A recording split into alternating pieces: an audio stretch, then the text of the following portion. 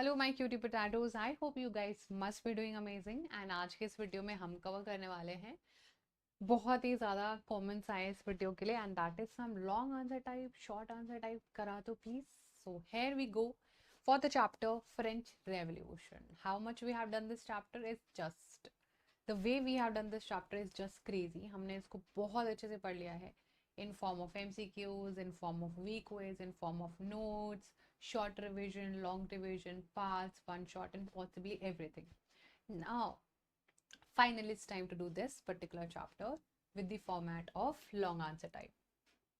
But before that, Bacha, I have a very important information to share, and that is I know that you guys are gonna watch this video on a recorded mode, and when you will be watching this video, you might be having some or other doubt, which I won't be able to address because you're not watching me live, you're watching me in a recorded video, and hence you must be having a lots of doubts. But ऐसे situation में क्या ही करना पड़ेगा, मैं बताती हूँ। Description box में जाओगे ना, एक लिंक दिखेगा, you click on that link और वो आपको यूट्यूब से बाहर लेके जाएगा, एंड देन वहां पर आप अपने डाउट सबमिट कर सकते हो। जो आपको इंटरफेस दिख रहा है, that will take you to Vedantu website.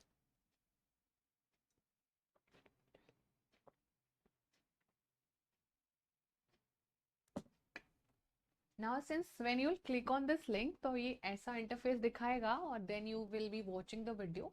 जो भी टाइम स्टैम्प पर आपको कमेंट मतलब डाउट आ रहा है, you comment and then instantly उसका सोल्यूशन मिल जाएगा।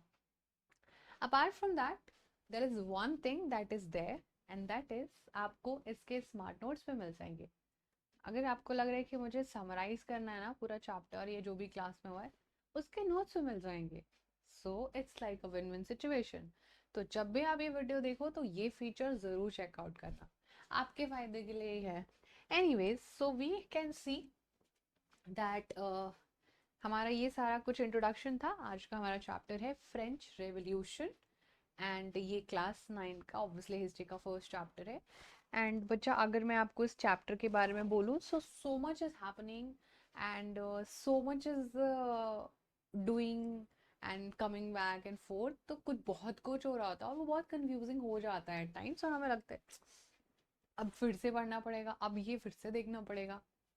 तो जब हम ये वाला चैप्टर पूरा करेंगे तो बहुत सारी चीज़ें हमें समझ में आएंगी और बहुत सारी चीज़ें हमें 2 बार में समझ में आएंगी। So that is completely fine, आपको कोई टेंशन नहीं लेना है। अब चैप्टर में ये हो रहा था कि भाई एक फ्रेंच नाम की जगह है फ्रांस में, नहीं वो लैंग्वेज है। फ्रांस इज एक्चुअली कंट्री जो फ्रेंच लैंग्वेज बोलती थी, and eventually it became French revolution.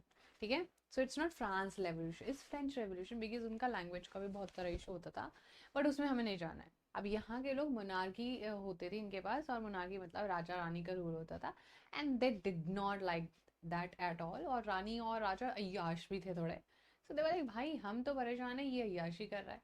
So they just wanted to get rid out of the monarchy zone. और उन्होंने क्या क्या किया उस राजा रानी को भगाने के लिए, उस पूरे सिस्टम को भगाने के लिए, उस पूरी सोसाइटी में जो प्रॉब्लम्स थी वो एड्रेस करेंगे।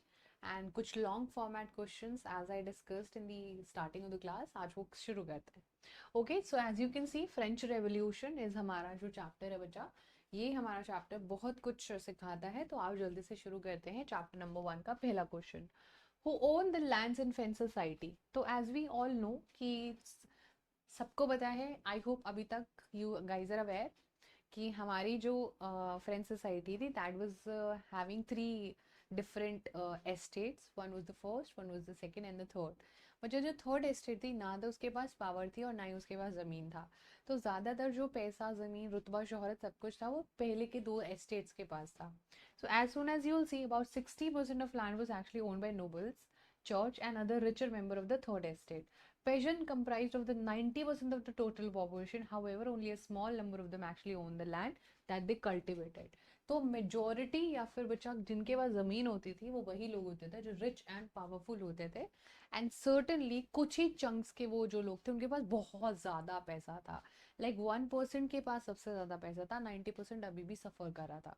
ठीक है, आई hope you got the entire point of the question. Next हमारे पास क्वेश्चन आया है, which privilege was actually enjoyed by the first 2 estate? कौन से प्रिविलेजेस बच्चा हमारी दो फर्स्ट एस्टेट एंजॉय करती थी? कोई है जो हमें बता सकता है? ठीक है, तो यहाँ पर बच्चा अगर हम ये देखेंगे, ये वाला हमारा पूरा पोर्शन है जो मैं आपको एक बार एक्सप्लेन कर देती हूँ, जो आपको पूरी क्लास में जब आप ये वीडियो देख रहे होंगे तो आपके काम आ जाएगा। तो we have first and the third estate. First estate में क्लर्जी होती थी which was the church and everything. Second में नोबल्स होते थे एंड बाकी सब rest of all was actually part of this. Anybody, doctors, lawyers, सब कुछ बाकी इनके अलावा सब आपके थर्ड एस्टेट में होते थे। ठीक है, this is what we are suppose to cover from this portion. So कौन से प्रिविलेज होते थे? First two estate which is first and second. क्या प्रिविलेज होते थे आओ पढ़ते हैं उसके बारे में। The member of the first two estate, as you can see, the number of first two estate, you can see the clergy and the nobility. We have seen that clergy और nobility होते थे first rank पर, and apparently they enjoyed certain privileges by birth. ये जब पैदा होते थे तभी इनको ना सिल्वर स्पून मिल जाती थी, चांदी की चम्मच मिल जाती थी, चंदू के चार चगन वाली नहीं। तो ये काफी ज्यादा अपनी रिलेवेंस इंपॉर्टेंस दिखाते थे। The most important of these was exemption of paying tax. ये लोग पर टैक्स नहीं पे करते थे, इनके ऊपर टैक्स ही नहीं लिया जाता था। बाकी लोग तो बस जिंदगी में टैक्स देने के लिए पैदा हुए हैं, बाकी लोग सिर्फ टैक्स दे रहे हैं और ये लोग टैक्स नहीं देते थे। बहुत बढ़िया। Nobles further enjoyed feudal privileges. और फ्यूडल प्रिविलेजेस मतलब कि इतना जमीन आपके पास है किसी के पास, या जो भी आप काम करें उसमें से अपना आधा हिस्सा, कुछ परसेंटेज आपको हमेशा नोबल्स को देना रहेगा। सो that was a crazy thing कि मतलब आप खुद सोचो कि आप 100 आउट ऑफ 100 मार्क्स लेके आने की ट्राई कर रहे हो और आपके आ भी जाता है, बट समबडी विल कम, हो इसमें से 20 मार्क्स मुझे दो। Why would I do that? मैंने हार्डवर्क किया, मेरा मेरा हक है।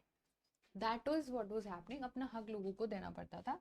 And these included feudal dues which they collected from the peasants, जो उनके पेजेंट्स से काम से करवा के उनसे फेडरल ड्यूज, फ्यूडल ड्यूज लेते थे कि भाई हमें दो, हमारा फ्यूडल सिस्टम चल रहा है, हमें दो हमारा पैसा। सो ये पूरा जो है बच्चा दो चीज़ें, ये कुछ प्रिविलेजेस थे टू एस्टेट एंजॉय करते थे। ना चर्च कोई काम करता था, ना नोबल्स कोई काम करते थे, पेशेंट सारा काम करते थे और ये लोग उन्हीं से सारा पैसा ले लेते थे। ठीक है, चलो नेक्स्ट क्वेश्चन है, which thought was actually put forward by John Locke in his book Two Treatises of Government? Yes everyone, what do you think? John Locke की जो बुक थी बच्चा, that was two treatise of government. इसमें इसने पूरी चीज़ें बताई, how does the government is suppose to run and everything of that sort. But हमसे ये पूछा है कि which thought was put forward, कौन सा थॉट जॉन लॉक की book the treatise of two treatise of government में आई थी। आओ इसको थोड़ा सा पढ़ते हैं। He refuted the doctrine of the divine and absolute right of the monarch. उसने ये जो पूरा फंडा था बच्चा, ये जो पूरी कहानी थी, he refuted the doctrine of the divine and absolute right of the monarch, and we are all aware of the fact that monarch का मतलब होता है, monarch का मतलब होता है बच्चा रूल ऑफ किंग और क्वीन। ठीक है, सो ये चाहते थे rule of king and queen खत्म हो जाए। So he wanted to get over the absolute rule of monarch, and absolute rule जो monarch चलाता था, मतलब 100% अपनी चलाता था, आपकी नहीं सुनता था, किसी की भी नहीं सुनता था। और डॉक्ट्राइन ऑफ द डिवाइन का मतलब है कि ऊपर वाले की मर्जी से हो रहा है। जो क्लर्जी होता था, जो लोग चर्च में बैठते थे, जो पदारीज होते थे, जो पोप होते थे, वो यूज्ड टू से कि आपने इतना बड़ा पाप करा है, आपको तो उसका पश्चाताप करना पड़ेगा और चर्च में आपको बिल्कुल एंट्री नहीं मिलेगी ना। पीपल वर लाइक भाई मैं तो बचपन से ही पाप कर रहा हूँ, अब तो मुझे अपने पाप का पश्चाताप करने का कर पड़ेगा, और उसके लिए उनको हजारों डॉलर्स चुकाने पड़ते थे। सो बिकॉज उनको ऑब्वियसली लोग जब भगवान से कोई चीज़ कनेक्ट कर देते हैं तो वी फियर, राइट, हमें डर लगता है, भगवान बुरा मान गए तो बुरा हो जाएगा। So that was the divine phenomena, और ये डिवाइन पावर अपने दिखाते थे कि जो हम बोल रहे हैं वही वही सच है। और चर्च तुम्हें जो है, जो क्रिश्चियनिटी को रूल कर रहे थे, है ना, ये सारे लोग आपको बता देंगे, आपको ये हो जाएगा। देन रसोई का भी थोड़ा एग्जाम्पल है। रसोई carried about the idea forward. John Locke का आइडिया रसोई ने काफ़ी ज़्यादा आइडिया फॉरवर्ड करा, और उसने ये भी बोला कि आगे आने वाले टाइम में जो गवर्नमेंट बनने चाहिए ना, एक सोशल कॉन्ट्रैक्ट होना चाहिए लोगों के बीच में, और वो लोग कैसे रूल होना चाहते हैं उनसे पूछकर सारा रूल करना चाहिए। That was people wanted in the French society. ठीक है, these were actually the French philosopher जो देख पा रहे थे फ्यूचर, जो बता पा रहे थे फ्यूचर कि what we are suppose to do in this particular time, this is not something we should be doing, ये तो हमें नहीं करना चाहिए, हमें कुछ अच्छा करना चाहिए जो पूरी सोसाइटी के लिए बेनिफिशियल। ऑलराइट, चलो आगे बढ़ते हैं। नेक्स्ट क्वेश्चन है बच्चा, which thought was actually put forward by Montesquieu. Montesquieu ने कौन सा जो है, ये तीन फिलोसफर हमें डेफिनेटली याद रखना है, one is Rousseau, one is John Locke and one is third number Montesquieu. बच्चा ये तीनों जो हमारे philosophers हैं, apparently we have to remember these philosophers and eventually chapter आपको बहुत easy लगेगा। now these philosopher Montesquieu in the spirit of law, Montesquieu ने अपने spirit of law, एक बार इसको अच्छे से रिवाइज कर लेते हैं पहले। देखो थोड़ी सी बातें हैं, एक तो हमें रोसॉय के बारे में थोड़ा सा जानना है, ठीक है।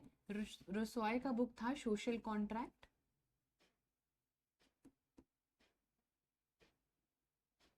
ठीक है।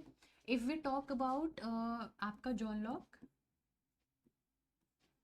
तो जॉन लॉक का बुक था टू ट्रीटीज ऑफ गवर्नमेंट, ठीक है।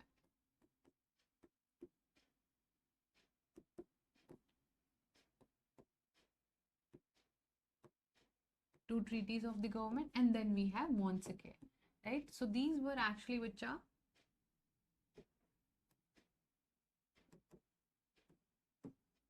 Montesquieu भी बोलते हैं बहुत लोग उनको, that's completely fine, pronunciation is not a big deal, and Montesquieu was here and then he was talking about क्या था आपका social contract, two treatise of the government and आपका जो जो थर्ड वाला बचा हमारा, ठीक है। तो social contract, two treatise and आपका ये spirit of law, yes. So spirit of law ये हमारा थर्ड बुक जो कि मॉन्स्के से लेना देना रखता है। आप जहां पर भी नोट मेकिंग कर रहे हो तीनों का नाम एक साथ जरूर लिख लेना, आपके एग्जाम में एज इट इज काम आएगा।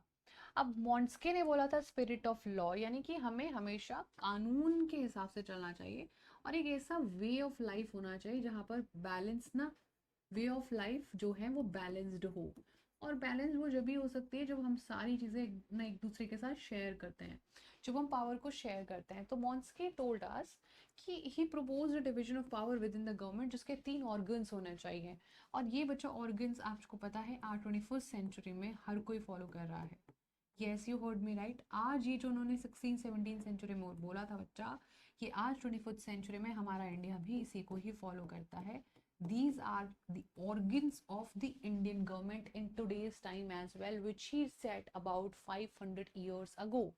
Can you imagine somebody having that much of intellectual level that they said something that is still relevant in today's time? Right, so that is something was happening over the period. Montesquieu ने ये बोला था बच्चा, तो उन्होंने अपना जो put किया था, अपनी जो भी आइडियाज थे वो धीरे धीरे लोगों को अपने आइडियाज बताए थे। कैन वी मूव फॉरवर्ड, चलो। How was the idea of philosopher spread among people, लोगों के आइडियाज एक्चुअली ये जो फिलोसफर हमने पढ़े, like these were the very important philosophers, तो इनके फिलोसफर्स के आइडिया एक्चुअली लोगों तक कैसे पहुंचे ये भी तो थोड़ा अंडरस्टैंड करना रहेगा ना। चलो, so let's try to understand how was the idea of philosophers spread among people. The idea of these philosophers were actually discussed intensively in salons, coffee houses, spread among people through booths and books and newspapers. These were frequently read aloud in groups for the benefit of those who could not read and write. So बच्चा हमें यहाँ पर बहुत सारी चीजें देखने को मिलती है। The idea of this philosopher जो डिस्कस होता है काफी ज्यादा जब लोग सैलून में बाल कटाने जाते हैं तो वहां पर पता चलता है कि मॉन्स्के पता है एक इंसान ऐसे बोल रहा था, अरे तुम्हें नहीं पता एक रोसॉय आया वो तो इतनी अच्छी चीजें बोल रहा था। So people started discussing all these things and these were loved by people, people were loving these ideas because they at the end of the day they hated raja, उनको राजा नहीं पसंद था जो भाई किसी को ब्रेड भी ना खाने दे, और ब्रेड में से बोलेंगे अरे बैठे हुए जो है एक बाइट ले लो ब्रेड से बाकी मुझे दे दो। तो people hated the idea of Raja and they started liking the philosophers instead. तो ये सारी चीजें जब हुई तो उन्होंने बुक्स एंड न्यूज़पेपर्स में भी ये सारे बच्चा प्रिंट वगैरह आ गया। These were frequently red allowed in groups for the benefit of those who could not read and right, और जो लिख नहीं पढ़ पाते नहीं थे वो सुन लेते थे, है ना, दे कुड हियर। अच्छा ऐसा, हाँ ओरली वो सारी चीजों को समझते थे एंड उस पर रिएक्ट करते थे, ठीक है। चलो, सो ऐसे करके बच्चा फिलोसफर्स के आइडिया इवेंचुअली बहुत सारे लोगों तक पहुंचे। नेक्स्ट क्वेश्चन आ गया हमारे पास, ऐसे दो लीडर्स का नाम बताओ जिन्होंने बहुत इंपॉर्टेंट रोल प्ले किया है नेशनल असेंबली में। चलो क्या बता सकते हो मुझे? बहुत बढ़िया। Name two important leaders of the national assembly. अच्छा, नेशनल असेंबली किन लोगों ने बनाया था और क्यों बनाया था, उसके पीछे का स्टोरी थोड़ा सा है जो हम एक बार छोटू सा रिवाइज कर लेते हैं। तो ल्यूइस 16 राजा, मैरी एंटोनिएट उसकी क्वीन। ये जब से पावर में आया था लुई 16, पूरे देश का बेड़ा गर्क हो रखा था and he wanted to do better things but वो नहीं कर पा रहा था, और उसके ऊपर और ज्यादा डेथ होता जा रहा था, मतलब उधार बहुत ज्यादा, इतना ज्यादा डेट में होता जा रहा था कि बहुत बुरा हाल हो रखा था उसका। तो लोग परेशान थे and also he was involve in war with other countries, वो दूसरी कंट्रीज को पैसा उड़ा रहा है, अपना हेल्प कर रहा है। Okay, so government was like भाई क्या कर रहा है तो ल्यूइस 16 को जब पैसा खजाना खत्म हो रहा था तो कहीं से तो पैसा चाहिए था। पैसा कहाँ से आएगा? आसमान से तो नहीं आएगा, लोगों से आएगा, जब लोगों से टैक्स लिया जाएगा। And when people will start paying tax for the mistake that the government is doing, people will revolt. हमारी गलती थोड़ी, हम क्यों टैक्स दे, तुम्हारी गलती, why are you fighting for war? हमें नहीं लड़ना है, हमारे पास नहीं है पैसा। तो इस तरीके से जो लोग फिर गुस्सा हो जाएंगे, और जब भी ल्यूइस 16 को कोई भी मीटिंग करनी होती थी, बच्चा कोई भी चेंज करना होता था, तो वो खुद से भी नहीं कर सकता था। He needed some permission from all the other nobles as well as the clergy. तो दो तीन जो एस्टेट होते थे उनका मीटिंग होता था, तब जाके कोई डिसीजन यू कैन टेक। कोई भी डिसीजन आप तभी ले सकते हो जब तीनों लोग वहां पर होंगे। Okay, you got that point? तो जब वो मीटिंग होती थी तो उसको एस्टेट जनरल मीटिंग बोलते थे एंड तीनों एस्टेट वहां पर आते थे, लेकिन थर्ड एस्टेट का कोई रोल प्ले नहीं होता था। थर्ड एस्टेट बट एम ही आती थी, कोई मतलब नहीं। तो दो एस्टेट आती थी एंड ये दो एस्टेट जो मतलब तीनों आती थी, दो एस्टेट ही डिसीजन लेती थी, which was the first and the second. तो फिर वहां पर लोगों ने जाके बोला कि आज तो हम जो है राजा से बात कर लेंगे सीधा, बहुत बदतमीज होगी इसकी। तो राजा वाज लाइक मैंने तो टैक्स बढ़ाने के लिए काम किया था, ये तो मेरे ऊपर ही जो है चिल्लाने लग गए। देन इवेंचुअली उन लोगों ने बोला कि आज हम तुमको लास्ट वार्निंग दे रहे हैं, अगर हम यहाँ से जाएंगे तो अपना कॉन्स्टिट्यूशन बना के जाएंगे, वरना नहीं जाएंगे। एंड देन इवेंचुअली बच्चा फिर जाके ल्यूइस 16 को लगा कि भाई मामला तो बहुत सीरियस हो गया, मैं तो टैक्स बढ़ाने के लिए मीटिंग कर रहा था, ये लोग तो मेरे को डांटने लग गए। And then Louis 16 will try to do something which will discuss further, और उसी दिन ये लोग डिसाइड कर लेता कि अब हम एस्टेट जनरल को नहीं मानते, अब हम नेशनल असेंबली बनाएंगे। एंड वो एक टेनिस का कोर्ट था, वहां पर शपथ लेते कि आज यहाँ से हिलेंगे जब पूरा कॉन्स्टिट्यूशन बना लेंगे, चलो। सो वो बच्चा जो लीडर से that was Mirabeau and एबेसेस।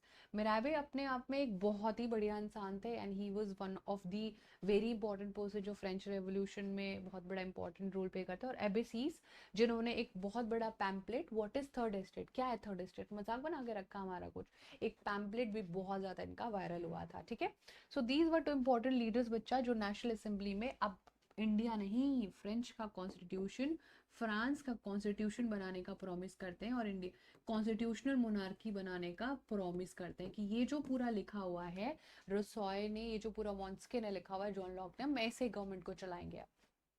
Got it? चलो नेक्स्ट क्वेश्चन करो जल्दी से, फटाफट से। What was the important decree the assembly legislated? मतलब जो असेंबली थी, नेशनल असेंबली क्या चाहती थी?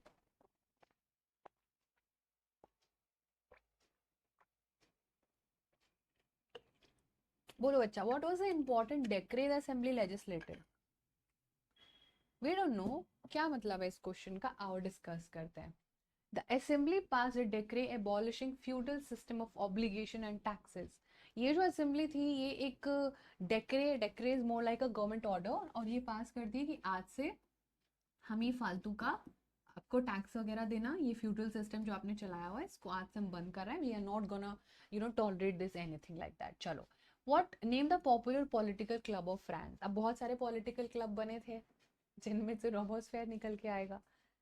सो वही रॉबर्सफेयर जिसने जेकोबिन क्लब, ऐसे पॉलिटिकल क्लब भी बन रहे थे। So Jacobin club was actually one of the most popular political club. इसके एक बहुत ही भयंकर पर्सन मैक्सिमिलियन रॉबर्सफियर इसको लीड कर रहे थे। And if you guys don't know तो ये, ठीक है, ये यहाँ पर पावर में भी आ जाता है और रीन ऑफ टेरर, एक साल पूरा आतंकवाद फैलाता है, लोगों को ग्लूटेनाइन कर देता है, बहुत कुछ करता है। चलो next question. Name the leader of the Jacobin club. अभी ऑल्दो हमने जस्ट कर लिया, so that was Maximilien, Robespierre was actually the leader of the Jacobin club. Next question है, जल्दी से करते हैं। On what charges Louis 16 and Marie Antoinette was actually beheaded. Beheaded का मतलब होता है जब किसी का बॉडी एंड हेड अलग कर दिया जाए, एंड यही पॉलिसी जो मैक्सिमिलियन रोबोस्फेयर की पॉलिसी थी, इसको बोलते थे ग्लोटाइन। एंड ये पॉलिसी बच्चा आपके जो है मैक्सिमिलियन की ने इतनी ज़्यादा करी कि इसका एक टाइम पीरियड था जिसको हम लोग रीन ऑफ टेरर बोलते हैं, एंड दैट वाज 1793 से 1794। Alright, so this is what we are suppose to do. सो ये बच्चा इसलिए क्योंकि इनको देशद्रोही बोला था कि देश के साथ धोखा कर रहा है और बाकी लोगों की हेल्प कर रहा है। भागने की भी एक्चुअली इन्होंने कोशिश करी थी, they wanted to get rid out of France, they just wanted to run out of France. वो देश से भागना चाहते थे, अपनी लाइफ बचाना चाहते थे, but he was caught, she was caught eventually and they were beheaded. Okay, चलो नेक्स्ट क्वेश्चन करते हैं। The reign of terror is referred to which period in French revolutionary history. So अगर आपने थोड़ा भी ध्यान से सुना होगा तो आपको पता चल गया होगा कौन से पीरियड था। 1793 to 1794 is actually, it was a time of horror, it was time of reign of terror, एक ऐसा समय जो आतंकवाद का समय था। एंड इसमें मैक्सिमिलियन रोबोस्फेयर ने किसी को नहीं बख्शा, हर एक इंसान को मार डाला। Then we will see what do we mean by directory. अच्छा, डायरेक्टरी का मतलब आप बता सकते हो मुझे? What do we mean by directory? Who which organization, which club, how did the directory came up in the event? Let's try to understand this. The term directory actually refers to a executive body made up of 5 members. So if we try to understand this portion, तो हमें एक बात समझ में आएगी कि जो Maximilian रोबोस्फेयर था वो जो जैकोबिन क्लब का था, ये जैकोबिन क्लब का एक ही हेड था, एंड दैट वाज मैक्सिमिलियन रोबोस्फेयर। और उसने जो अपना रीन ऑफ टेरर दिखाया वो इसलिए दिखाया क्योंकि he was the one person taking all the decisions. And when the Jacobin club actually, Jacobin club के ओनर जो थे, ओनर तो नहीं बोलेंगे, जो उसको लीड कर रहा था, तो वो उसको भी ग्लूटेनाइज कर दिया था लोगों ने, बिकॉज उस हद ही पार कर दी थी। तो people also protested against him and then he was also beheaded. उसके बाद फिर ऑब्वियसली कैसे इंसान को, ऐसे ग्रुप ऑफ कम्युनिटी को हम लोग जिम्मेदारी देने वाले थे, that would be known as directory. तो अब डायरेक्टरी में 5 लोग होने वाले थे। इसके बाद इस डायरेक्टरी से भी कुछ होगा नहीं, बिकॉज ये 5 लोग कभी आपस में लड़ते रहेंगे, कोई मेजोरिटी नहीं बना पाएंगे, 3 वोट कभी नहीं हो पाएंगे इनके, हमेशा 2-2 ईच हो जाएगा, एक टाई हो जाएगा, कभी नहीं। फिर अब जब ये हुआ तो फिर नेपोलियन आ गया स्टोरी में, देन नेपोलियन आ गया तो और स्टोरी बढ़ गई। ओके, चल, जो हमारे क्लास 10 तक भी चले गई है। Then we have next question, what does a broken chain signify? बच्चे, broken chain क्या signify कर सकता है? Obviously आप समझ ही गए होंगे। A broken chain signifies act of becoming free, as the chain were used to imprison and exploit slaves. जब भी कोई slaves को बच्चा point A से point B पर लेके जाया जाता था, nobody wanted to leave their houses. Nobody wanted to live away from their houses when they did not have phones, they did not have access to basic facilities. तो कोई नहीं चाहता था अपने घर छोड़ के जाने के लिए, बट काम के चक्कर में लोग घर से उठा के लेके जाते थे लोगों को, है ना। सो that was something that was happening. और चेन जो है उन लोगों को, स्लेव्स को जो पहना के रखते थे, जब वो टूट जाती थी, एक ब्रोकन चेन जो है वो उनको फ्री है, अब वो उनकी वो स्लेवरी नहीं कर रहे हैं, तो they are free from slavery. तो जो फ्री फ्रॉम स्लेवरी है वो मतलब उनकी चेन, अब जो उनको आपने चेन में बांध के रखा था, जैसे चोर को बांध के नहीं रखते, कैदी को बांध के रखते हैं कि भाई इसने तो कुछ गलत किया है, और उसको वो जो चेन होती है वो निकाल देंगे, तो it's he is free, she is free. चलो नेक्स्ट है, give the name of any one women's club. और ये आपको पता ही, the society of revolutionary republic women बहुत ही फेमस वुमेन क्लब था, and women were trying for the voting right, that was universal franchise। लेकिन बच्चा बहुत सारी पॉलिटिकल एसोसिएशंस ने सपोर्ट नहीं दिया, एंड इवेंचुअली 1946 में जाके इनको वोटिंग राइट मिला था। अरे क्या हो रहा है ये? When did French women get voting rights? That was 1946, after a long struggle. Then we see which factor contributed to the rise of Napoleon। अगर आपने थोड़ा सा भी चैप्टर अभी तक ध्यान से सुना तो आप इसको इजीली कर लोगे। चलो मुझे एक बार बता दो फटाफट से, Which factor actually contributed to the rise of Napoleon? Napoleon के राइज में किस किसने फैक्टर करा? Because of political instability of the directory, ma'am directory संभाल ही नहीं पा रही थी, they were always continuously fighting with each other, and फिर अब ऐसे में तो कोई ना कोई तो फायदा उठाएगा ना सिचुएशन का. That is true. So political instability of directory actually contributed to the rise of Napoleon. ठीक है. Now we'll try to cover some long answer. अब इसमें भी यही लिखा है, who authored the book The Spirit of Law, which was actually proposed in this book. Montesquieu was the author of The Spirit of Law. In his book, he proposed a division of power within the government between legislative, executive and judiciary. थोड़ा सा well explained था, हमने बहुत अच्छे से इसको किया. So let me just now take you forward with this question. एक बार आप ये क्वेश्चन भी पढ़ लो बढ़िया से. Arrange the following event of French Revolution in chronological order. What happened next? पहले Louis 16 ग्लूटाइन हुआ था, oath of the tennis court हुआ था, ठीक है ना, बैसिल फॉल हुआ था, French revolution, the great fear. तो बच्चा सबसे पहले तो वही ग्रेट फियर में आपका वो आ जाएगा कौन, जो रीन ऑफ टेरर वाला था. तो सबसे पहले obviously the oath of tennis court लिया नेशनल असेंबली ने, देन बैसिल को गिराया लोगों ने, देन रीन ऑफ टेरर आया, फिर उसके बाद फ्रेंच को हमने रिपब्लिक डिक्लेयर किया, and finally Louis 16 was actually guillotined. Okay, this was one of the most important question. Now we'll try to understand few more question. भाई इतने question कहाँ चले गए हमारे questions? Yes. Now we'll start with the very short. अभी तक मतलब short. अभी तक we were doing short answer types. Now we'll see what was the system of voting in the estate general. What changes did the third estate actually wanted in this system? Yes, everyone. Will you try to do this? क्या voting system होता था, गड़बड़ होती थी, मैंने आपको बोला था खुद ही वोट दे देते थे. Try to understand. देखो, voting in the estate general had been conducted from the past according to the principle each estate had one vote. हर एक एस्टेट का वन वोट होता था, और मेंबर ऑफ वन एस्टेट चाहते थे वोटिंग हमेशा पर पर्सन होना चाहिए, तो each member would be have one vote. However, the demand was denied and initiate the protest. That is how they happened. क्योंकि उन्होंने बोला था बच्चा ये लोग क्या करते थे, क्लर्जी का एक वोट होता था और आपके वोट होता था एक नोबल्स का, ठीक है, clergy one vote, nobles one vote, and then आपके rest of the people. So now ये जो रेस्ट ऑफ द पीपल थे बोलते थे नहीं नहीं नहीं पर पर्सन होना चाहिए क्योंकि 90% तो हम हैं, है ना, तो ये जीत जाते ऑब्वियसली, बट ऐसा नहीं होने देते थे, 1:1 गिनते थे, क्योंकि eight the end of the day इन्होंने अपनी दो की टीम बनाई हुई थी, तो जीतते तो यही थे चाहे तुम कुछ भी बोलते रहो. सो दैट इज हाउ ये पूरा सिस्टम हो रहा था हमारे इस पूरे पोर्शन में. और वो इनिशिएट जब लिया लोगों ने, मेराबे एंड एबेसिस पहुंचे, तो people did not support them, people were sorry, estate did not support this, estate was like ऐसा थोड़ी होता है, चलो भागो यहाँ से, and then they ran to tennis court. ठीक है, चलो. अच्छा, describe the incident that led to the storming of the Bastille. वो कौन कौन सी चीजें हुई बच्चा जिसकी वजह से लोगों ने बैसिल जेल को तोड़ा. So will try to understand all this whatever is return, ऐसे याद इट इज बच्चा, इसका आंसर आई है. So we see National Assembly was actually busy in drafting a constitution at Versailles, while the rest of France was actually disturbed with the agitation and protests. पूरा National Assembly जब आपका constitution बना रहा था Versailles में, तो पूरे देश में हाहाकार मचा हुआ था, बिकॉज ब्रेड के प्राइसेस इंक्रीज हो रहे थे, एंड वर्साई में खबर फैली हुई थी कि राजा हमारा प्रोटेस्ट को रोक देगा, एंड ये हो जाएगा वो हो जाएगा. So due to the severe winter बहुत ज़्यादा खराब हार्वेस्ट भी हुई, और उसकी वजह से ब्रेड का प्राइस बढ़ गया, बिकॉज जब कोई चीज़ कम होती है तो उसका रेट बढ़ जाता है. बेकर्स एक्सप्लॉइट कर रहे थे सिचुएशन को, बिकॉज ऑब्वियसली वो ज़्यादा पैसा कमाना चाहते थे और लोगों को सफ़र कर रहे थे, लोग सफ़र हो रहे थे. बहुत ज़्यादा घंटों लाइन में खड़े होने के बाद भी बेकरी में खाना नहीं होता था.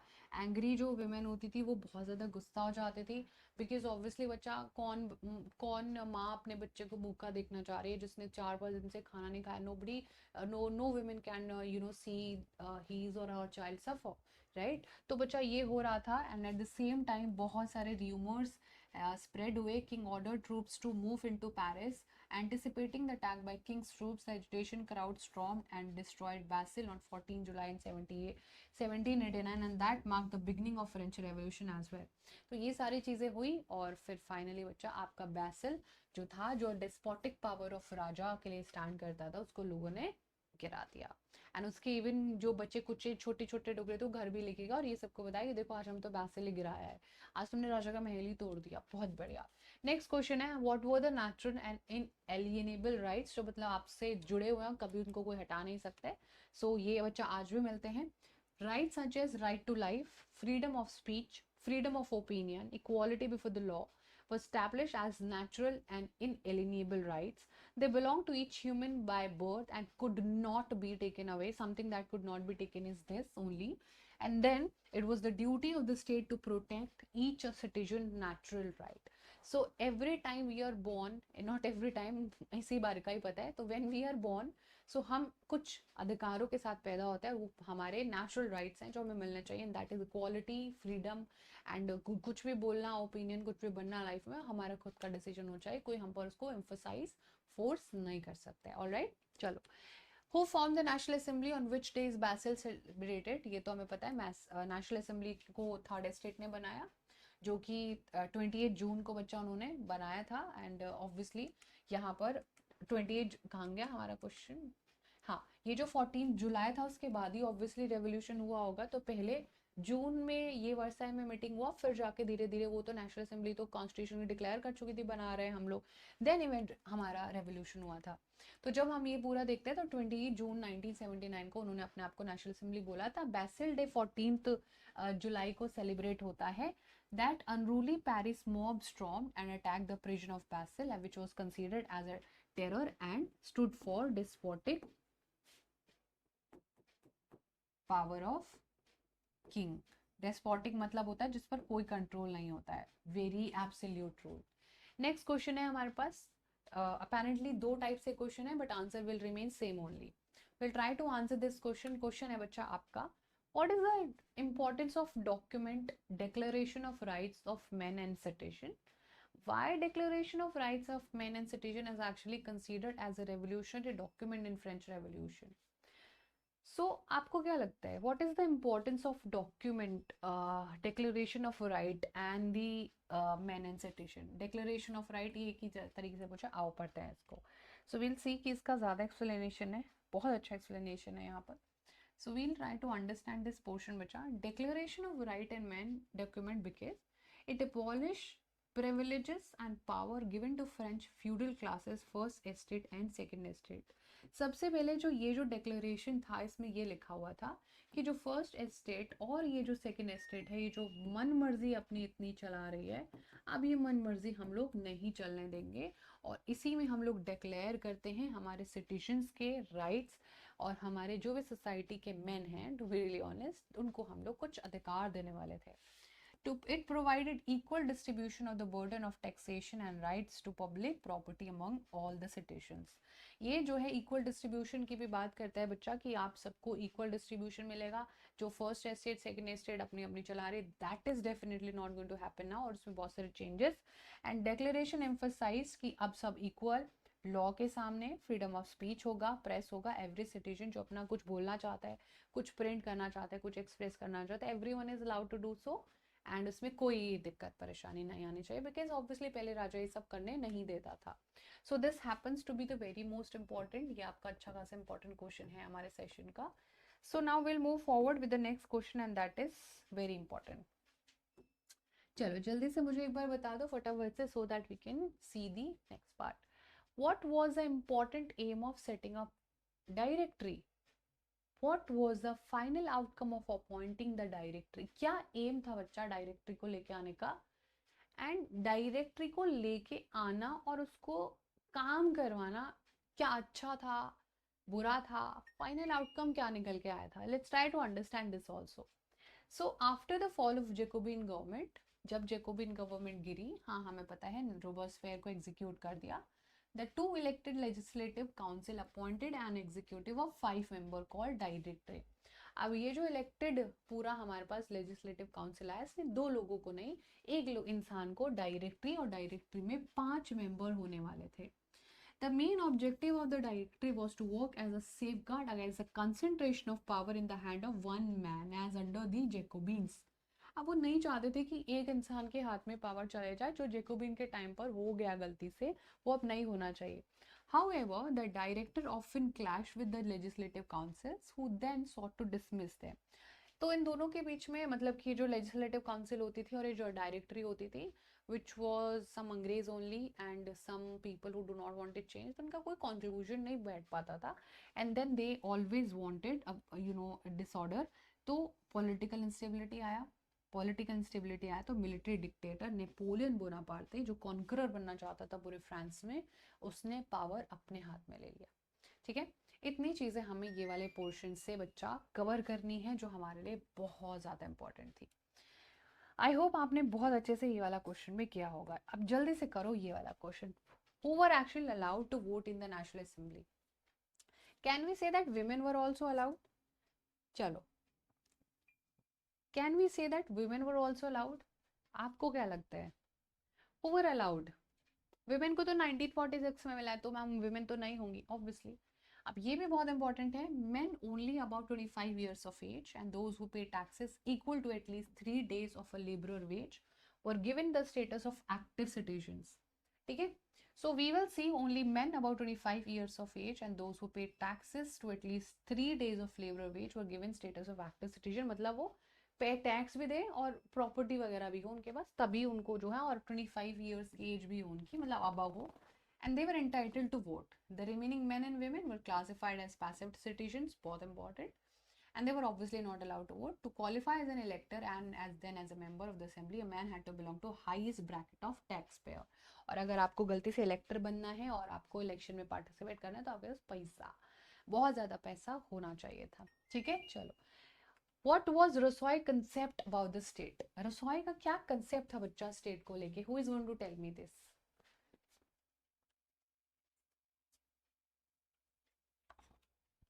चलो जल्दी से बताओ, what was Rousseau's concept of the state?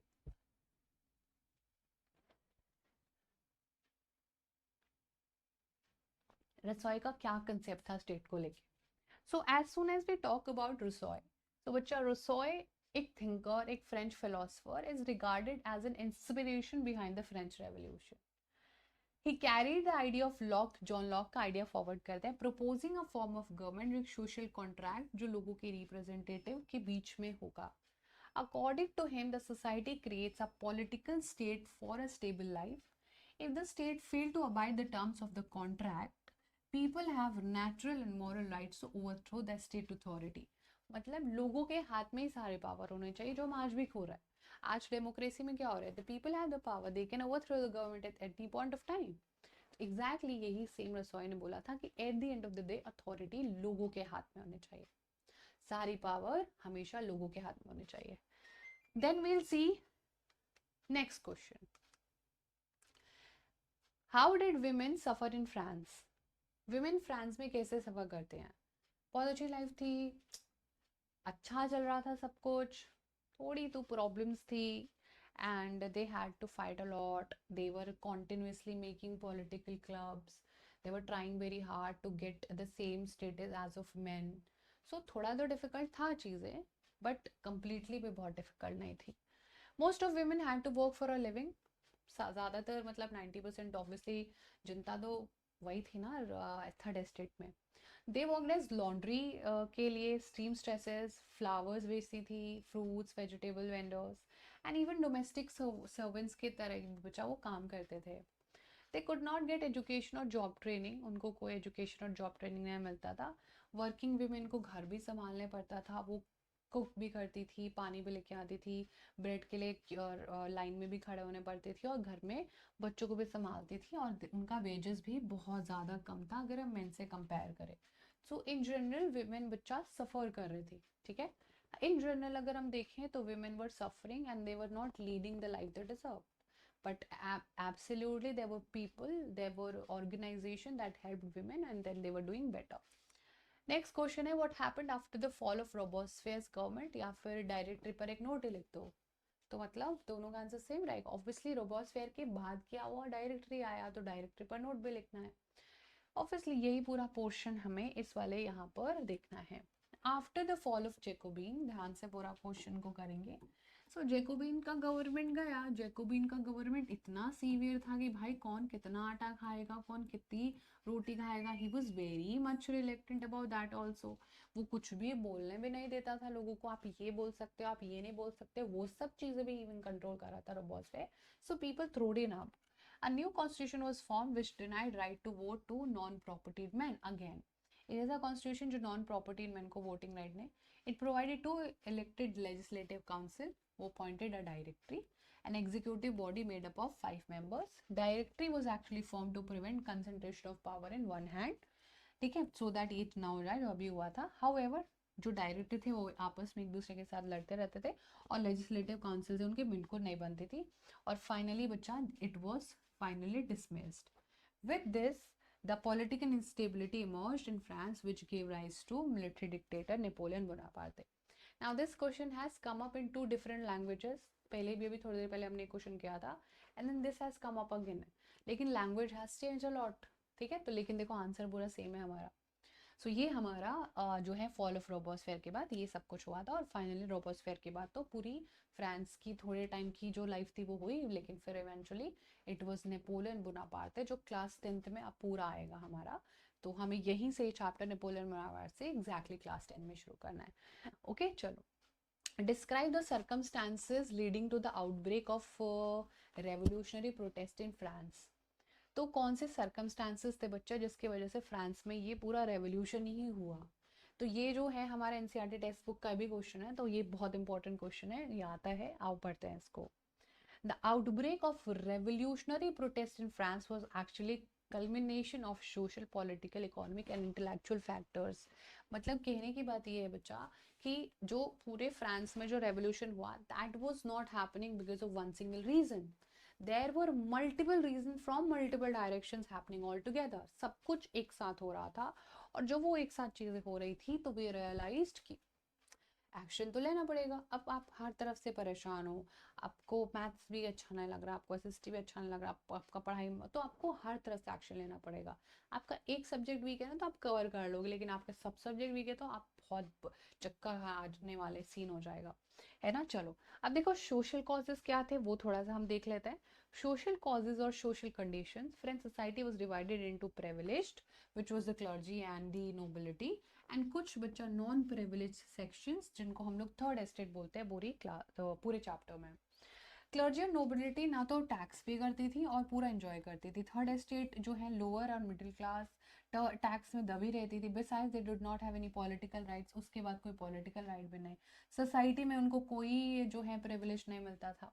इतना सब कुछ सोसाइटी में वो लोगों को रिच बनाने का काम कर रहे हैं, वो लोगों को अमीर बनाने का काम कर रहे हैं, बहुत बढ़िया. बट उनके बारे में कोई भी नहीं सोच रहा था. तो ये लॉन्ग आंसर का हमारा थोड़ा सा एक्सप्लेनेशन लगेगा बच्चा, ऐसे तो 5 मार्क्स नहीं मिलेंगे. देन वी कैन सी इसका पॉलिटिकल कॉज, क्योंकि ल्यूइस 16 इनएफिशिएंट रूलर था. अपने आप तो याशी की लाइफ, लग्जूरियस लाइफ अपनी रानी के साथ, अपनी क्वीन मेरी एंटोनिएट, जिससे लोग अब थक चुके थे और वो अब चेंज चाहते थे. अगर हम इकोनॉमिक कॉज की बात करें तो the treasury of the king was empty on the long accounts of war, involvement in an American War of Independence, luxurious living of life and faulty system of taxation. Economics में long year of war से पैसा बहुत खर्च हो रहा है, दूसरे देशों की मदद करने के बारे में ज्यादा सोचा जा रहा है, अपने देश की हेल्थ वेल्थ सब कुछ इग्नोर हो रहा है. और ल्यूइस 16 जैसे स्टूपिड राजा फिर भी अपने ऊपर, अपनी टैक्सेशन, अपनी लग्जरी लाइफ के ऊपर खूब पैसा खर्च कर रहा है. इंटेलेक्चुअल कॉजेज की बात करें तो obviously it was the philosophers like रसोई, वॉल्टर, मॉन्स्के, जॉन लॉक, जो पूरा गली गली जाके सलोन्स, कॉफ़ी शॉप्स वगैरह वगैरह, ब्रेड शॉप्स पे जाके अपने आइडियाज़ उनके डिस्कशन हो रहा था. कॉफ़ी हाउसेज उनके आइडियाज़ बहुत ज़्यादा स्प्रेड हो रहे थे. बुक्स, न्यूज़पेपर्स में बहुत ज़्यादा उनकी बातें अब होती थी. लोगों को सुनने में बहुत अच्छा लग रहा था, उन्हें सुनने में इतना अच्छा लग रहा था तो वो बोलते थे कि अगर इतना सब कुछ हो गया तो कितना अच्छा लाइफ हो जाएगा. And finally the financial bankruptcy, Louis 16 was compelled to call an assembly of the state to pass proposal for new taxes, और उसने टैक्स कलेक्ट करने के लिए असेंबली का जो है पूरा स्टोरी बुलाया. दिस टाइम वोटिंग मेथड को एक्सेप्ट नहीं करा थर्ड एस्टेट ने. उन्होंने बोला कि नहीं, ऐसा नहीं होना चाहिए. They demanded each member should have 1 vote. पर एस्टेट वोट नहीं होना चाहिए. हर मेंबर का, जितने भी मेंबर है, सबसे ज्यादा मेंबर थर्ड एस्टेट में होते थे. सो दे वर लाइक हमारा ज्यादा होना चाहिए वोट काउंट. एंड इवेंचुअली बच्चा ये कंट्रोवर्सी, इतना एजिटेशन हो जाता है लोगों के बीच में that it became the immediate cause of the French revolution. तो इसमें हमें होता है ना, जब वी डोंट लाइक समबडी, सो एक रीजन से वी डोंट हेट समबडी. बहुत सारी चीजें होती हैं वो जो करते हैं उससे हमें लगता है अब नहीं हो पा रहा है, and then there is this immediate cause जो वो कुछ कर देता है, फिर तो हमें उनको ऐसा लगता है कि बस क्या ही कर दे। तो वो इमीडिएट जो एक रश होता है, आग में घी डालने वाला काम होता है, वो ऑब्वियसली हमारे जो है कंट्रोवर्सी, जिसमें कि बस वो राजा ने जो एस्टेट में नहीं मानी उनकी बात, उसके वजह से हुआ था। ठीक है, so that was the question. Next question आ जाता है हमारा, describe the legacy of the French revolution for the people who would of the world during the 19th and 20th century. मतलब फ्रेंच रेवोल्यूशन का लेगेसी आज भी याद किया जाता है। It is celebrated all over the world, all over the part of India. हर जगह आपको बच्चा फ्रेंच रेवोल्यूशन से होने वाली मिलने वाली लेगेसी आज भी देखने को मिलेगी। सो ये थोड़ा सा हमारा लॉन्ग आंसर है। इसको करने से पहले आप थोड़ा सा एक बार अच्छे से क्वेश्चन को देखो, you try to understand the question and then we'll see कि which part we are gonna cover now. ठीक है, चलो। So we have during the legacy of French revolution, जब हम देखते हैं तो क्या लेगेसी थी वो तो सबको पता है। आओ थोड़ा सा पढ़ लेते हैं इसको। The legacy of French Revolution for the people of the world during the 19th century. This is the introduction part of the answer. And that is how you are also supposed to write answer. पहले आपका एक अच्छा सा introduction होना चाहिए, फिर ये आपने पूरा एज इट इज क्वेश्चन से ही लिख दिया है। Now the question comes, the idea of equality and democratic spread from France to other parts of Europe. तो किस किस को इंस्पायर करा? सबसे पहले यूरोप को। सबसे पहले इसका जो आइडियाज था इक्वालिटी का, डेमोक्रेटिक रिपब्लिक का, ये सारी चीज़ें बच्चा, फ्यूडलिज्म, ये सब कुछ अबॉलिशमेंट। अब सबके पास, अब सबको फ्यूडल जो ड्यूज होते थे उनसे छुटकारा पाना था। नोबडी वांटेड टू सी कि अब हम पैसा देते रहेंगे। सब तो अब बोल रहे थे कि नहीं, हम तो पैसा डेफिनेटली नहीं देंगे। So now people wanted to get out of the zone of paying money for no reason, and they wanted कि हम सब इक्वल पे करें और सब एक डेमोक्रेटिक तरीके से होना चाहिए, और ये पूरे यूरोप में भी हो जाएगा। नाउ अगेन फिर फ्रांस से लेके इटली, जर्मनी, क्लास 10 में पढ़ेंगे हम लोग। ठीक है, अभी तो फ्रांस पढ़ रहे हैं, अभी इटली तक भी जाएगा। It will go to Germany, it will go to Greece, Netherland, UK, सब लोग अपना राजा को भगा देंगे अब। देन colonial people also, हम लोगों की बात हो रही है, and revoke the idea of freedom and bondage into their movements to create so one national state. India because had been a colonial state जिस पर ब्रिटिशर्स ने काफ़ी सालों तक राज किया है, एंड बहुत ही हीनियस, बहुत ही अनकंट्रोल्ड, बहुत ही लॉन्ग पीरियड ऑफ टॉर्चर हुआ है हमारे लोगों के साथ, and then they ruled us. But eventually we also realize, जिसमें Henry Derozio and Raja Ram Mohan Roy ji का बहुत इंपॉर्टेंट रोल है, वो हमें पढ़ना है। Then it was the first movement to adopt ideas of equality, liberty and fraternity. These three words are actually the main word of the answer, जो कि आपको डेफिनेटली लिखना है। ये बच्चा मेन लेगेसी है, ये मेन लेगेसी है जो पूरी दुनिया को उसने दिया। किसने? फ्रेंच रेवोल्यूशन ने।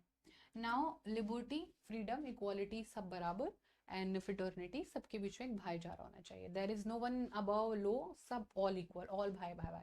ओके, चलो। Then we have the government declaration of right of men and citizen gave rights such as right to life, freedom of speech, equality before the law. ये सारी चीजें बच्चा लेगेसी है फ्रेंच रेवोल्यूशन की, जो फिर पूरी दुनिया ने मान। Women were also finally given right, which was obviously around 1946, and they could not marry against their will now, है ना। पहले क्या होता था, वो उनको फोर्स किया जाता था कि आप हमारी मर्जी से ही शादी करेंगे। अब ये नहीं हो पाता था, अब उनसे पूछ के ये सारी चीज़ें की जाती थी। डाइवोर्स अब लीगल हो गया था, क्योंकि पहले डाइवोर्स लीगल हो गया था। स्कूल उनके लिए कंपलसरी, और अब वो भी जो है जॉब्स वगैरह कर पा रही थी। ये सब कुछ हमने विमेन वाले पोर्शन में बच्चा कवर करना था। ठीक है, so this was something we were suppose to cover from the chapter number women वाला पोर्शन। What was the impact of French revolution France? क्या बच्चा इम्पैक्ट रहा होगा? सोसाइटी चेंज हो गई होगी, लोगों का काम करने का तरीका, मे बी लोगों के कुछ राइट्स बहुत ज़्यादा मिलने लगे होंगे, इजंट इट? चलो एक बार आप लोग मुझे जल्दी से बता दो कि इतनी चीज़ें आई होप आप लोगों को यहाँ तक क्लियर हो गई होंगी। So what was the impact of the French revolution in France? Let's try to understand this also. So the impact of French Revolution can be summarized as end of monarchy हो गया। तो सबसे पहले तो जब भी आप ये आंसर लिख रहे होंगे तो आपको ये आंसर अंडरलाइन करना है, बहुत सुंदर पॉइंट है। एंड ऑफ मोनार्की हुआ। Let the foundation of democratic principles, number 1 two outcome, यहाँ पर हमारा सबसे important phrase. It marked the end of absolute monarchy and paved a way for a republic government. अब इसने जो मोनार्की था उसको खत्म कर दिया और अब जो गवर्नमेंट होगी वो एक डेमोक्रेटिक रिपब्लिक होगी। रिपब्लिक मतलब बच्चा head of the state elected होंगे। हेड ऑफ स्टेट जब इलेक्टेड होते हैं, इट इज नॉट समबडी जिसका मन कर रहा था वो राजा बन गया, नो। इंडिया में भी republic, India is also republican country. Let the foundation of democratic principle, जहाँ पर थ्योरी ऑफ सोवर्निटी, सोवर्निटी मतलब rule of people, and let the foundation of democratic principle such as government decision should be based on the consent of हर citizens. And why are we saying हर citizen, because बहुत सारा हमारा भारत माता ये सब feeling because होने लग गया था, तो वी वर कंसिडरिंग मतलब अपनी देश को हम मदरलैंड बोलते थे। ठीक है, तो मदरलैंड मतलब हमारी मातृभूमि है ना, इस तरीके से लोग आप अपने अपने ज़मीन को कनेक्ट कर पा रहे थे। Then obviously ideas of liberty, as you can see ideas of liberty, equality and fraternity, slogans बहुत सारे, लिबर्टी, इक्वालिटी, ये सारे माइलस्टोन है डेमोक्रेटिक नेशंस के। Declaration of right and equality, जहाँ पर अब सब ऑफिसेज पे सब जा सकते थे, जो जिसको बोलना है वो बोल सकता था। अब किसी को किस बिना मतलब अरेस्ट नहीं किया जा सकता था, जस्ट बिकॉज बैसल में डाल देता था राजा कि चलो तुमको बैसल जेल में डाल रहे हैं, फालतू बोल रहे हो और आज़ादी मांग रहे हो। अब ऐसा कुछ नहीं हो सकता, अगर कोई गलत नहीं कर रहा है तो उसको आप सजा नहीं डाल सकते, गलत कर रहा है तो वो तो डेफिनेटली सजा के लायक है। और वही आपके social order, Rousseau, John Locke, Montesquieu ने कहा भी है, like you know you need to understand this entire spirit of laws, कि स्पिरिट ऑफ लॉ में क्या, एग्जीक्यूटिव ये सब होना चाहिए जो देखे कि कौन कानून बना रहा है, कौन कानून को कैसे बना रहा है, तीनों लोगों को एक दूसरे पर कंट्रोल होना चाहिए। उसके बाद अबॉलिशन ऑफ सेंसरशिप, जो कि मीडिया पर से हटा दिया गया। टैक्सेस अब सब लोग देने वाले थे, तो थर्ड एस्टेट का फाइनली बोझ उतर गया कंधों से। Religious freedom, it guaranteed free exercise of religious worship. abolish the taxes collected by the churches, reforms and new initiatives, for example नए इनिशिएटिव आए एजुकेशन, एडमिनिस्ट्रेशन, जुडिशरी डोमेन में, चीज़ें फाइनली अच्छी हुई। ठीक है, this is what we were suppose to cover from this portion. अब हमसे लॉन्ग आंसर में पूछा है बच्चा, what is reign of terror. Reign of terror क्या है, and describe the causes for the fall of Jacobin club. तो आपका क्या मतलब है रीन ऑफ टेरर से, ये मुझे आप एक बार जल्दी से बता दो, फिर हम लोग आगे बढ़ेंगे। ओके, तो अगर हम रीन ऑफ टेरर को थोड़ा अच्छे से देखें, द पीरियड फ्रॉम 1793 74 1794 को रीन ऑफ टेरर बोलता है, जहाँ पर रोबोस्फेयर ने काफ़ी सीवियर कंट्रोल और पनिशमेंट, ये सारी चीज़ें हो रही थी बिकॉज ऑल ऑफ दीज हुम ही कंसिडर बीइंग एनिमी, चाहे वो कोई भी हो। और उसने काफ़ी किसी के कुछ भी नहीं सुने, उसने एक एक साथ बहुत सारे लोगों को, बच्चा अराउंड 15,000 लोगों को, अराउंड मोर देन 15,000 लोगों को ग्लूटानाई किया था, बीहेड किया था। मीट और ब्रेड को भी राशनाइज्ड किया था, पेशेंट्स को अपनी ग्रेन बेचने फिक्स प्राइस पर। एक्सपेंसिव फ्लोर का बंद कर दिया था, जिसको जितना खाना है, लोफ जो है होल व्हीट से बनेगी। चर्चेज जो है वो शट डाउन कर दिए थे, उनके बिल्डिंग्स को ऑफिस बना दिए थे, और बस फिर इतना ज़्यादा स्ट्रिक्ट हो गया था कि फाइनली लोगों ने उसको ग्लूटाइन कर दिया उसी के डिवाइस से, जिससे वो सबको जो है ग्लूटाइन कर रहा था इन 1794 जुलाई में। Okay, so July has been a very important month for French in general, because July में रोबोस फेयर गया, जुलाई में रेवोल्यूशन स्टार्ट हुआ था, है ना। चलो, और जुलाई करंटली चल भी रहा है। What did women of France of the third estate play in the French revolution. तो आप कर लोगे इसको, women of the third estate of France played a very crucial role. उन्होंने अपने पॉलिटिकल क्लब्स भी बनाए, न्यूज़पेपर वगैरह भी बनाए, एटलीस्ट अराउंड 60 क्लब्स बन गए थे बहुत सारे। एक सबसे famous society of revolutionary Republic women, they also demanded they also demanded to enjoy the same political right as men, right to vote and to be elected to the national assembly to hold political office. However, the women were disappointed because they were not given same political right as men, and eventually 1946 में जाके चीजें थोड़ी सही हुई भी थी। Explain how did the freedom of speech and expression under the revolutionary government in France promoted the idea of liberty and equality in everyday practice. Possible है everyday practice में बच्चा, ऑब्वियसली। डिक्लेरेशन जो था ये पूरा, इसमें हमने देखा था कि हमें बहुत सारी चीज़ें बताई कि हम बचपन से ही पैदा होते हैं, और वो आइडियाज़ फिलोसफर के काफ़ी स्प्रेड हुए, न्यूज़पेपर पैम्पलेट्स वगैरह में ये सारी चीज़ें बच्चा प्रोक्लेम करी जाती थी। देन फ्रीडम ऑफ प्रेस मेंट कि मतलब आप अपने जो भी व्यूज़ हैं उसको अच्छे से बोल सकते हो। लोग गाने वाने बजा के सारी चीज़ें लिटरेट लोग अब बेसिकली पढ़ने लग गए थे, तो बहुत ज़्यादा एक्सप्रेस हुआ था फ्रीडम ऑफ स्पीच से, लोगों तक आइडिया पहुंचाया था डिफरेंट डिफरेंट वे में, और डेली प्रैक्टिस हम लोगों को होते हुए मिलती है इसकी। Then we'll see the most important question again, what was the role of French philosophers and revolutionary thinkers. आपको पता है कि क्या था ये बच्चा, we all know this, and then we can see by the 18th century witnessed the emergence of revolutionary thinkers such as John Locke, Jacques Rousseau and Montesquieu. So ये हैं, they did not play an active role in the event of revolution, but इनके ideas ने revolutionary को shape किया. Voltaire's idea revolved around individual liberty and believed that men's destiny is in own hands. Voltaire कहता है कि उस man का जो भी जिंदगी है वो उसके हाथ में ही है, वो जैसे चाहे उसको मोल्ड कर सकता है. वहीं पर जॉन लॉक ने बच्चा, ऑब्वियसली लॉक ने क्या किया, डिवाइन और एब्सोल्यूट पावर को बिल्कुल रिजेक्ट कर दिया. उसके बाद रुसॉय ने अपना फॉर्मेशन सोशल कॉन्ट्रैक्ट, मॉन्स्के का वही हमारा एक इंसान के हाथ में पावर नहीं होना चाहिए, तो मॉन्स्के ने बच्चा क्या बोला था, आपके लेजिस्लेचर एग्जीक्यूटिव.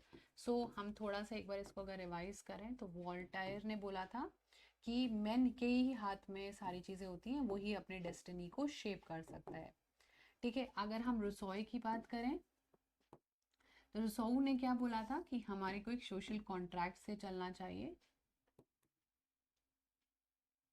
और आपके लॉक ने क्या बोला था कि आपको ये जो टू ट्रीटीज ऑफ गवर्नमेंट वाला फंडा है, इसमें गवर्नमेंट के एक इलेक्टेड हेड होने चाहिए, टू ट्रीटीज ऑफ गवर्नमेंट. और फिर हमारे पास आते हैं मॉन्स्के, और इसी मॉन्स्के ने बच्चा क्या बोला था, वही 3 organ, legislative, executive and judiciary. This is just for revision, बाकी rest of the things are already written over here as you can see. तो जॉन लॉक ने क्रिटिसाइज किया था कि गवर्नमेंट कैसे काम करने चाहिए. It is not something that is only should be in the hands of government या डिवाइन, लेकिन सबके बारे में. सो ये सारे फिलोसफर्स ने मिलकर, the idea of these philosophers बहुत ज़्यादा डिस्कस हुए, बहुत सारे कॉफ़ी शॉप, सलून शॉप्स में बच्चे डिस्कस होते थे, and people were actually putting forward there ideas in newspaper, अपनी बुक्स में लिखते थे. और ये रेवोल्यूशन को शेप करने के लिए, दे did not fight the revolution, ये लड़ने नहीं चाहते थे, ये बस बताते थे लोगों को this is wrong and this is right. So they did not directly participated just like Abbe Sieyes and Mirabeau, but they were just revolutionary ideas they were giving. Okay, so अब कर लेते हैं थोड़े कुछ लास्ट के बचे हुए question. What was the great fear of French revolution. तो ग्रेट फियर ये था बच्चा कि after the storming of Bastille, national assembly was busy at Versailles drafting a constitution, और पूरे बाकी फ्रेंच में एजिटेशन और प्रोटेस्ट चल रहे थे. In the country side rumours भी फैल गए कि ये जो सारे रॉयलिस्ट हैं, मिनॉर्स हैं, वो सबको डिस्ट्रॉय कर देंगे, and his government had to take action. और इवन उन्होंने बोला था कि रास्ते में ये लोग आपकी फसल को भी जला देंगे. और ये रूमर्स इतनी जल्दी फैल गए कि अब वो लोगों को बोला कि अरे नेशनल असेंबली के लोगों को मार देगा राजा, ये हो जाएगा वो हो जाएगा. ऐसे रूमर्स होते ही हैं इन जनरल. और पेशेंट्स ने बच्चा फियर में जो भी उनको मिला वो सारी चीज़ों को डैमेज कर दिया. उन्होंने जो भी हाउसेस थे, जो भी चिटाक्स, मतलब कि जो रॉयल प्लेसेस, उनको डैमेज कर लिया. बहुत सारे लूट जो है, looted grains, burn down document, जिसकी वजह से उनको खुद ही नुकसान हुआ. A large number of nobles इसी जो है देखकर देश में छोड़ के भाग गए. और इस टर्मोल को ही ग्रेट फियर कहते हैं, जब गलती से इतना सारा र्यूमर्स हो गया था, क्योंकि बहुत लोगों को लगा था कि राजा तब सबकी आवाज़ दबा देगा, हमारे पास तो कोई है नहीं, हमारे लोग तो उधर कॉन्स्टिट्यूशन बनाने में बिजी है, हम लोगों को तो बड़ा दिक्कत हो जाएगी. सो दे इन फियर रिटेलिएटेड, और फाइनली ये नोबल्स वगैरह को भगा देते हैं. What was the significance of the tennis court oath in the French Revolution? So as we know, the representative of the third estate viewed themselves as spokesperson for the whole nation. और बच्चों का significance काफ़ी ज़्यादा है कि वो एक tennis court में 20 जून 1789 को मिले थे, अपने आप को नेशनल असेंबली डिक्लेयर कर दिया था, और बोला यहाँ से जब तक नहीं जाएंगे जब तक अपना एक कॉन्स्टिट्यूशन नहीं बना लेंगे, और फ्रांस को एक मोनार्क की पावर से ख़त्म करके कॉन्स्टिट्यूशनल मोनार्की बनाएंगे. जिसमें मेराबे और एबीसीज ने काफ़ी मदद किया था नेशनल असेंबली. और while the national assembly was busy at Versailles drafting a constitution, Bastille में पेशेंट्स ने रिवोल्ट स्टार्ट कर दिया था, बिकॉज दे फियर्ड कुछ र्यूमर्स और कुछ वो ब्रेड के प्राइस से भी गुस्सा थे. ठीक है, चलो now will see the next question. How was the slave trade started and how and when it abolished. Slave trade क्यों स्टार्ट हुआ था, कब खत्म हुआ, या फिर सिंपली बच्चा आपको एक शॉर्ट नोट लिखना है स्लेव ट्रेड पर. तो let me just explain this in very short term. तो लेबर का शॉर्टेज होता था प्लांटेशन में, और पूरे के पूरे यूरोप में सस्ता लेबर अवेलेबल नहीं था, तो ये जो स्लेव लेके आए जाते थे ये अफ्रीका से लेके आ जाते थे, अफ्रीका से अमेरिका और यूरोप के पार्ट्स में भेजे जाते थे। स्लेव ट्रेड अराउंड 17 सेंचुरी में शुरू हुआ था, जब फ्रेंच मर्चेंट अफ्रीकन कोस्ट पे पहुंचे थे, जहाँ पर सस्ते में ये लोग मिल जाते थे और इनको बांध के एक शिप में पैक किया जाता था। 3 महीने आने में लगते थे, अटलांटिक टू कैरिबियन सी का रास्ता, और इनको फिर प्लांटेशन ओनर्स को बेचा जाता था। आधे तो रास्ते में मर जाते थे, बिकॉज ऑब्वियसली बहुत ही जो सी वॉयज होता है वो काफ़ी मतलब ऐसे लग्जूरियस तरीके से तो नहीं आते थे ये लोग, एकदम बहुत टाइट कंडीशन में, जहाँ पे एयर भी दे कैन नॉट ब्रीथ। जो सर्वाइव करता था वो ऑब्वियसली बच जाता था, बाकी लोग की डेथ भी हो जाती थी। एक्सप्लॉयटेशन बच्चा इनका होता था, और फिर ये ग्रोइंग जो भी सारी चीज़ें थी, शुगर, इंडिको, कॉफ़ी, इन सब की जो भी डिमांड थी उसको फुलफिल करते थे। In France the national assembly held long discussions to provide rights to all people living in France, but did not obviously pass any. Ultimately in 1794 when the convention passed a law to free all the slaves, और finally free हो गए थे, लेकिन फिर से Napoleon Bonaparte ने इनको मतलब स्लेवरी को रीइंट्रोड्यूस कर दिया था। So that was something that was happening in this part which we have to remember. Next question है, how did the French people ultimately get the right to vote for all citizens? तो कैसे? So in the summer of 1792 I mean, the Jacobin planned an insurrection of a large number of Parisians who were angered by the short supply of high prices of food. On the morning August 10, they stormed the palace of Tourelles, massacred the king's guard, and held the king hostage of several hours. Later, the assembly voted in prison to royal the family. Elections were held from then. All men of 21 years above, regardless of wealth, and got the right to vote. And finally इस मिसैकर के बाद ये जो हुआ, फिर सबको finally सब लोगों को वोटिंग राइट मिला था, बिकॉज दे वर लाइक अब तो गुस्सा ज़्यादा हो गया है लोगों का। And now here we have reached at the end of this video, और हमने ऑलमोस्ट 1 आवर में पॉसिबली हर एक क्वेश्चन जो इस चैप्टर से हो सकता है वो कवर किया है, चाहे वो वेरी शॉर्ट या फिर लॉन्ग फॉर्मेट। इससे आप इतने सेशन से आप हर टाइप के क्वेश्चन को टैकल कर सकते हो। whatever way the question comes, you will be able to do this with this one single video. Now since we are done, so if you want a PDF of this session, so you may join us on Telegram ka link either you can join via this scanner, or you can just simply click on the description box में link है, आप उसको click करके भी यहाँ पर join कर सकते हैं। Plus दूसरा तरीका obviously link, and then you can scan also. So that was all about it. Rest of the things you can always let me know in the comment section. Before that you can also follow us on the Instagram channel, जो कि आपका link obviously given है, जहाँ पर हम लोग meme share करते हैं, एक दूसरे से इंटरेक्ट करते हैं पर्सनली, एंड इंटरेक्ट कर सकते हो आप अपने बाकी मास्टर टीचर से, and obviously with me also. So you may just follow us on Instagram as well if you want to, and then that is all about the class today. So I hope कि आपको बहुत मज़ा आया होगा, आपने बहुत सारी चीज़ें इंजॉय करी होंगी, आपको सारी चीज़ें धीरे धीरे बिल्ड होकर समझ में आई होंगी, और ये क्वेश्चन डेफिनेटली आपको एग्जाम्स में बहुत हेल्प करेंगे. So that was all about this video, everyone. Thank you so much. Sending you all lots and lots of love. Bye bye. Take care. We'll see you in the next class.